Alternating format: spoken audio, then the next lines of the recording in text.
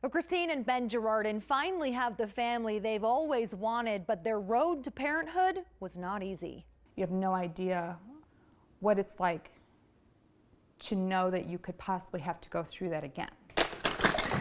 The past 5 years have been tough for Christine Girardin and her husband Ben. We had a baby, he died. We had another baby, she lived.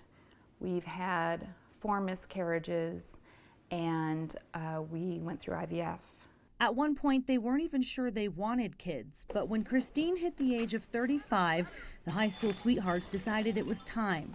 They had 5 precious months with their firstborn Victor before he passed away. We just put him in as much comfort as we could.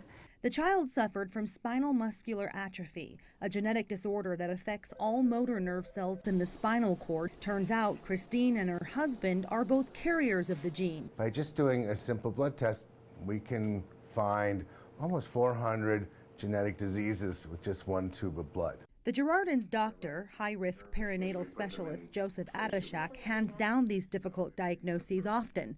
That's why he says genetic testing is so important. You test the mom and see if she's a carrier for anything, and then if she is, then you can test the father. And if they happen to be a carrier for the same problem, then now you have genetic counseling.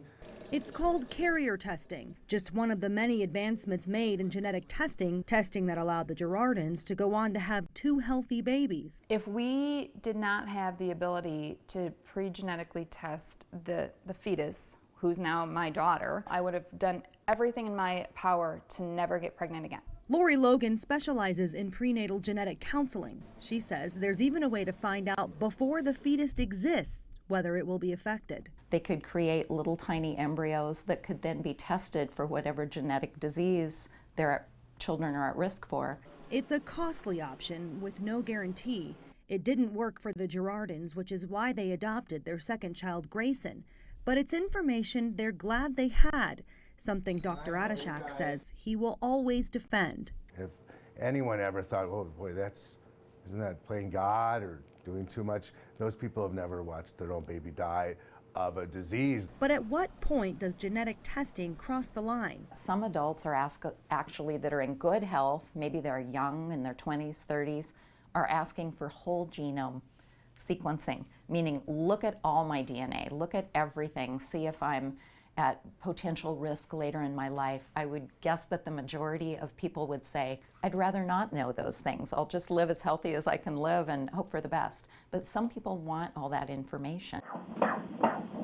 Although it's very rare, whole genome testing can be done on an unborn child, and that's where Logan says ethics comes into question. Parents would then be learning about potential adult onset conditions. If they choose to have that baby, when do they tell that child, by the way, you're at high risk for Alzheimer's disease? If their child is at high risk for Alzheimer's disease, let's say, then probably one of the parents is also.